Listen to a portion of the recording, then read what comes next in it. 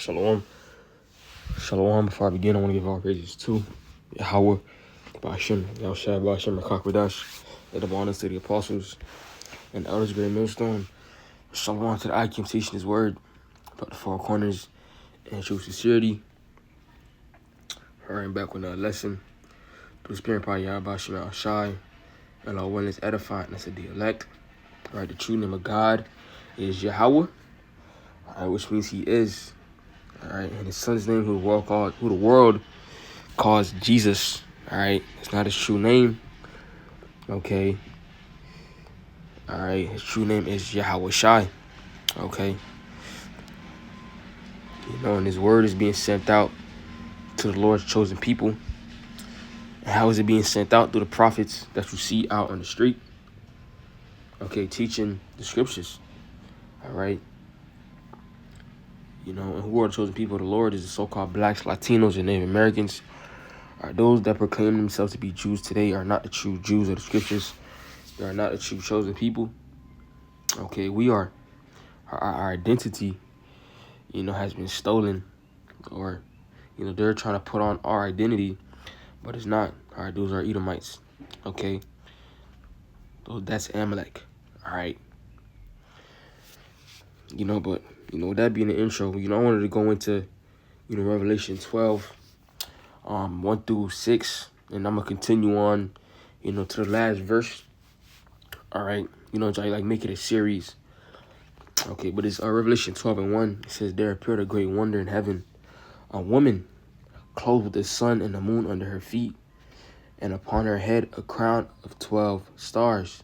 All right, now woman, represents, Israel, because we know what the scriptures say. Israel is like a comely and delicate woman unto the Lord. It's Jeremiah 6:2.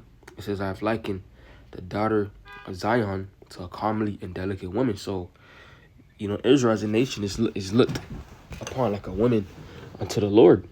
All right. We are the Lord's women. Okay.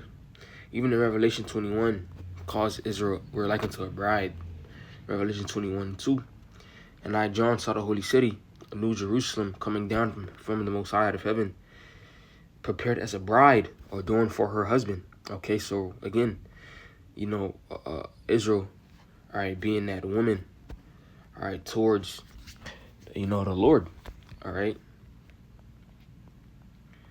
Back in Revelation 12, and those 12 stars are talking about, Israel. Because we know that even it was told unto Abraham that his seed will be as the stars of heaven.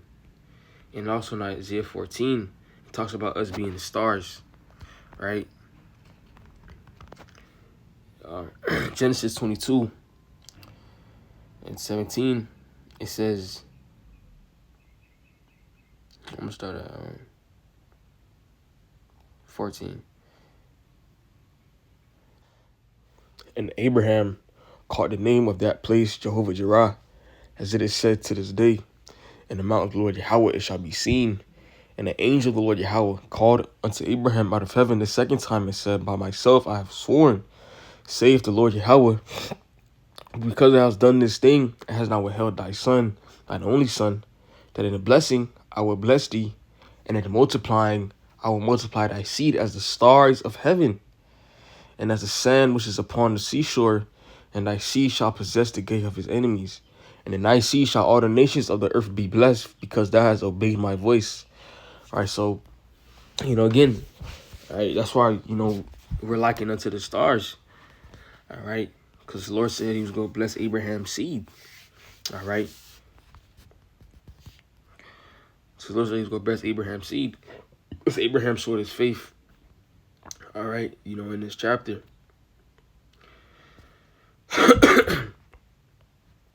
All right, another precept is Daniel 8:8.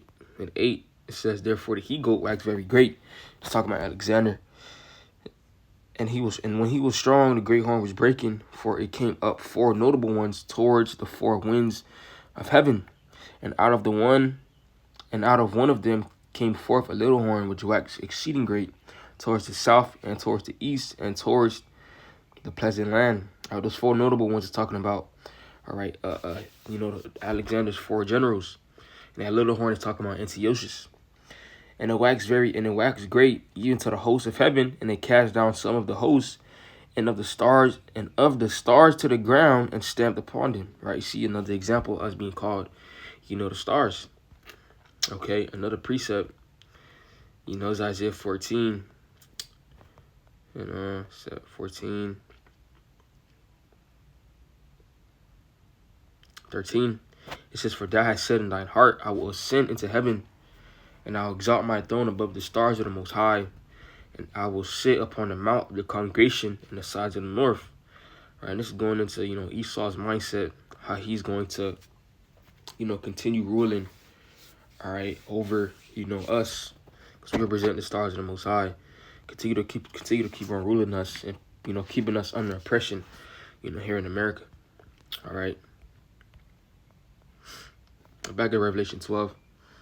And I'm going to read it again. "And there appeared a great wonder in heaven, a woman clothed with the sun and the moon under her feet, and upon her head a crown of 12 stars. And she, being with child, cried, travailing in birth, pain to be delivered." All right, that child, all right, is talking about Yahushai. And when it says pain to be delivered, really going at the time of, Herod and the Romans, how they was putting hell on us. All right. Let's go to Matthew 11. Matthew 11:12. It says, "And from the days of John the Baptist until now, the kingdom of heaven suffered violence, and the violent take it by force." And who's violent? Who's violent? Esau, Edom. And again, this is during the time of the Romans. All right. In another precept, Isaiah 66:7. It says, "Before she travailed, she brought forth. Before her pain came, she was delivered of a man child." Going to Yahushai. All right. Yahushai. Because we know Yahushai sprang out of Judah. Right. It's Hebrews 7:14. It says, "For it is evident that our Lord sprang out of Judah, of which tribe Moses spake nothing concerning, our priesthood." All right. Because Yahushua came out of the tribe of Judah. All right, with Joseph and Mary. Okay. And back in Revelation 12. "And there appeared another wonder in heaven, and behold, a great red dragon, having 7 heads and 7 horns, and 7 crowns upon his head." All right, just talking about, all right, that great red dragon, talking about Esau, Edom. All right, and those 7 kingdoms. Talking about, the Greeks, Germania Major, Germania Minor. All right, you got France. All right, you got Spain. You got England, and then you got Rome. All right, those 7. All right, those 7 kingdoms. Because the Romans were ruling over those kingdoms. It's like during that time. All right, and when you go to Revelation 17, a precept to back it up. Revelation 17:10.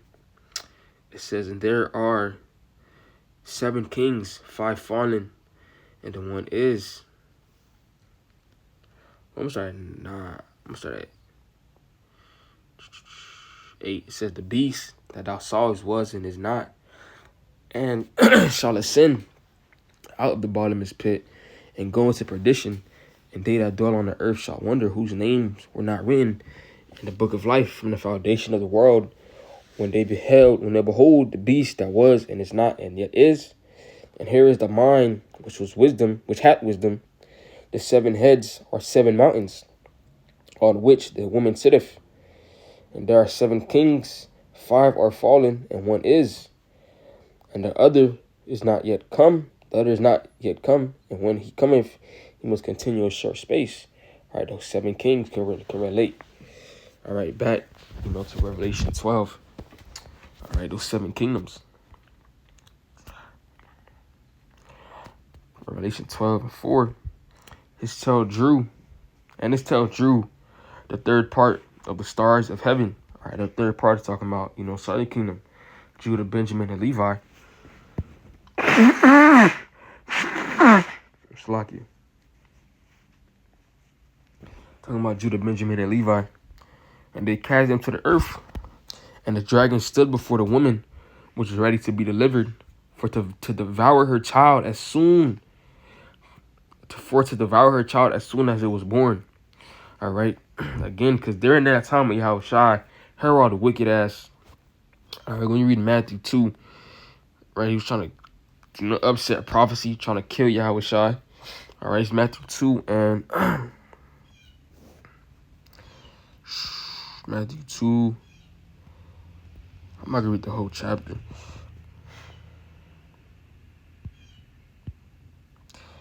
All right, Matthew 2 and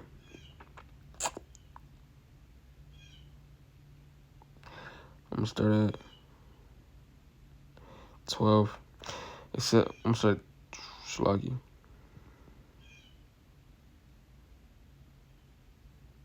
I'm going to start at 12. And being warned of the Most High in a dream that they should not return to Herod, right, because Herod was trying to kill Yahushua, they departed into their own country another way. And when they were departed, behold, the angel of the Lord appeared to Joseph in a dream, saying, Arise, take the young child and his mother, and flee to Egypt, and be thou there until I bring thee word, for Herod will seek the young child to destroy him. All right, because in Herod's mind, all right, he thought his kingdom was gonna get taken down. His kingdom was at risk of being took from him. Right. Early in the chapter, in the 3rd verse, it said, when Herod, I'm going to start at 1. Now, when Yahushua was born in Bethlehem of Judea in the days of Herod the king, behold, there came wise men from the east to Jerusalem, saying, Where is he that is born King of the Jews? So Yahushua already had that title, King of the Jews. For we have seen his star in the east, and are come to worship him. When Herod the king had heard these things, he was troubled, and all Jerusalem with him. Right, so he was troubled. So his wicked mind, all right, his mindset was, I'm going to kill, all right, the children. Okay? I'm going to kill the children. So, okay. And when you continue reading, what did he start doing? It says, when he arose, he took the young child and his mother by night and departed into Egypt, and was there until the death of Herod, that it might be fulfilled which was spoken of the Lord by the prophet, saying, Out of Egypt have I called my son. Then Herod, when he saw that he was mocked of the wise men, was exceeding wroth, and sent forth and slew all the children that were in Bethlehem, and in all the cities, and in all the coasts thereof, from 2 years old and under, according to the time which he had diligently acquired of the wise men. All right, so you see. So he started killing all the, children, 2 years, and under. Right? Very, very, very off. We're back in Revelation 12. It's lucky. Revelation 12:5. And she brought forth a man-child who was to rule all nations with a rod of iron. Again, talking about Yahushua. Because when Yahushua returns, in these times, all right, what is he going to do? Take down these nations. All right? Put them under subjection under him. Because everything was given unto him in the first place. All right? He's the only begotten of the Heavenly Father, Yahweh. All right? You could get Isaiah 9:6 says, For unto us a child is born, unto us a son is given, and the government shall be upon his shoulder, and his name shall be called Wonderful Counselor, the Mighty Power, the Everlasting Father, the Prince of Peace. Of the increase of his government and peace there shall be no end, upon the throne of David, and upon his kingdom, to order it and to establish it with judgment and with justice from henceforth even forever. The zeal of the Lord Yahweh of hosts will perform this. Right, so Yahweh shall, go set up his kingdom, and it shall never have an end. And Lord willing, we part of the elect, we can have a part of that, be a part of that government, that governing body. Okay, ruling forever and ever, like it's saying Daniel, the saints shall take the kingdom. All right, for us to take it, These nations got to get taken out the way, all right, for the good to come, okay? Another precept in Revelation 19. Revelation 19 and 15. Well, I'm starting at 11. It says, and I saw heaven open, and behold, a white horse, and he that sat upon him was called faithful and true, and in righteousness he doth judge and make war. So when Yahushua returns, okay, he's coming back with an army, but most probably he's coming back with the fathership. Okay, why? Because he's coming, for war. Right? He's coming to fight against these nations. All right, you have Esau, Edom, making a space force and etc. Right, to fight against Yahushua, setting up all these satellites in the air and shit. All right, so Yahushua returns. It's wartime. It says his eyes were as a flame of fire, and on his head were many crowns. And he had a name written that no man knew but he himself. And he was clothed with a vesture dipped in blood. And his name is called the Word of the Most High. We know Yahushua, one of his titles is the Word of the Most High. All right, he was the Word made flesh. All right. And it says, and on his head was many crowns. Because when Yahushua returns, he's going to take down these nations. All right. He's going to have dominion over all the earth. And have all these nations under subjection. Because, again, everything belongs to him. Right? It says, 14, and the armies which are in heaven followed him upon white horses, because Yahushua coming with an army, clothed in fine linen, white and clean, and out of his mouth goeth a sharp sword, that with it he should smite the nations, and he should rule them with a rod of iron, and he treaded the winepress of the fierceness and wrath of the Almighty power, and he had on his vesture and on his thigh a name written, King of Kings and Lord of Lords. You see, so when Yahushua return, he's coming to smite, all right, the nations, to judge the nations, to take these nations out of power. Right? There's only one next, and that's Yahushua. This is Psalms 2 and 1. It says, why do the heathen rage, and the people imagine a vain thing? All right, because Esau, well, not Esau, but Esau too, and these other nations. Their mindset is that they believe that their kingdom, or they're up next, or their kingdom is going to continue. All right? But they're going to have a very rude awakening for what's to come. This is the kings of the earth shall sit themselves, and the rulers take counsel together against the Lord Yahweh and against his anointed. Right? So these nations are already against us. All right? And they're against the Lord. All right? You done came after the apple of the Lord's eye. Talking about us, so-called blacks, Latinos, and Native Americans, the chosen people. Yahushua came against us on all types of levels. All right, mentally, spiritually, physically. All right, with the food, with the air, with the music that Jake listened to, with the GMO Christian doctrine. Okay, working these jobs. Came against us out on all sides. All right, now he's going to accomplish, not Esau, Edom, and the heathens will try to come against the Lord. All right, but it's not going to work. It says, let us break their bands asunder and cast away their cords from us. He that sitteth in heaven, in the heavens, shall laugh. The Lord shall hide them in derision. Right, because again, Esau, right, and these heathens, they all in cahoots. So in their mindset is, we're going to set up our NWO, all right, take down Yahushua, and then continue ruling. All right. And the Lord's going to laugh at y'all. Ha, ha. Ha, ha, ha. Right?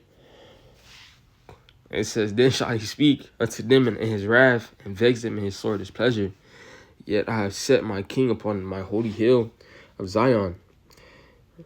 I will declare the decree the Lord Yahweh had said unto me, thou art my son. This day have I begotten thee.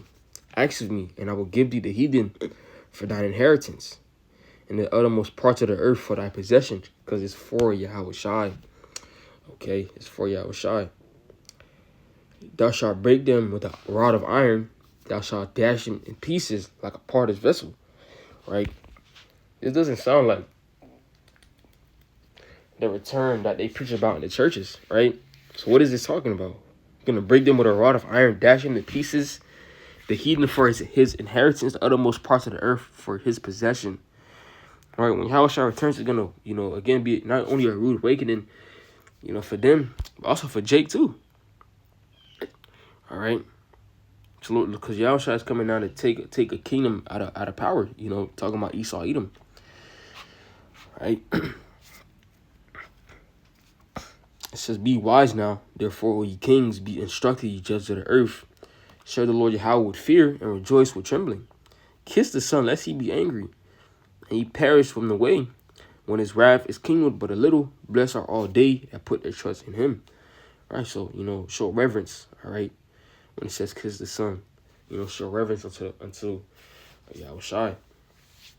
Okay. Back in Revelation 12. 5, and she brought forth a man-child who was to rule all nations with a rod of iron, and the child was caught up unto the Most High, unto his throne, right? Because we know Yahushua, is on the right hand of Yahweh. In Hebrews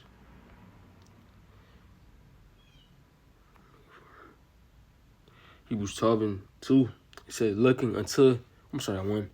It says, wherefore, seeing we also are compassed about with so great a cloud of witnesses, let us lay aside every weight and in the sin which doth so easily beset us, and let us run with patience the race that is set before us, looking unto Yahushua, the author and finisher of our faith, and who for the joy that was set before him endured the cross, despising the shame, and is set down at the right hand of the throne of the Most High. All right, so, Yahushua is sitting on the right hand of Yahweh. All right, another precept, Hebrews 1, and start at 1. The Most High, who at sundry times and in diverse manners spake in times past unto the fathers by the prophets, had in these last days spoken unto us by his Son, whom he had appointed heir of all things, by whom also he made the worlds, who bring the brightness of his glory and the express image of his person, and upholding all things by the word of his power, when he had by himself purged our sins, sat on the right hand of the Majesty on high. Because Yahushua gave his life, all right, for Israel, starting with the elect. All right, so he deserved it. All right, when he purged our sins, were, the water Yahweh for Yahushua, for what he did. All right, now he's sitting on the right hand of Yahweh. Okay.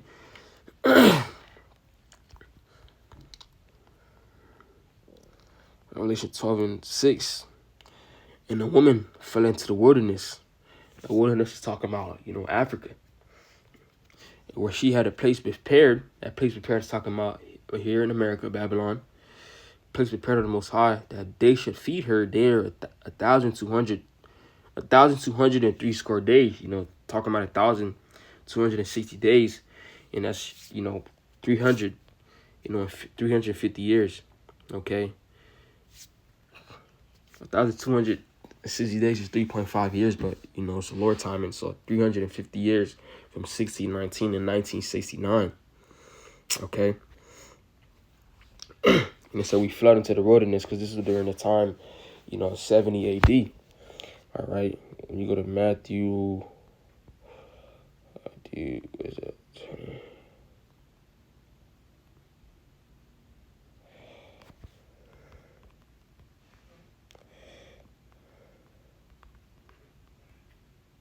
24 is 15.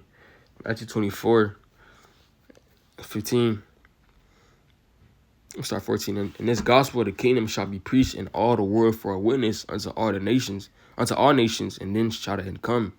When you therefore shall see the abomination of desolation spoken of by Daniel the prophet stand in the holy place, who read it, let him understand that let them which be in Judea flee into the mountains. Okay, and there was a reason, all right, for that. Okay, I have a book, all right, called Babylon to Timbuktu. All right, when you go to page 84, all right, in the middle it says, in the year 65 BC, the Roman armies under General Pompey captured Jerusalem. In 70 AD, General Vespasian and his son Titus put an end to the Jewish state with great slaughter. During the period of the military governors of Palestine, many outrages and atrocities were committed against the residue of the people. During the period from Pompey to Julius, it had been estimated that over 1 million Jews fled into Africa, fleeing from Roman persecution and slavery. The slave markets were full of black Jewish slaves, because that was the reason we was fleeing. Number one, because Yahushua told us to flee, right? Told us to flee into the mountains, because of the Romans, all right? And those wicked niggas that stayed, got killed. So you gotta take heed, right? And this is that place prepared. It's, talking about America, that they should feed her, all right? Going into, us being here in Babylon, being, fed is talking about, government assistance, all right? Because even though we're sent here, in captivity, it's not for the Lord to destroy us, all right?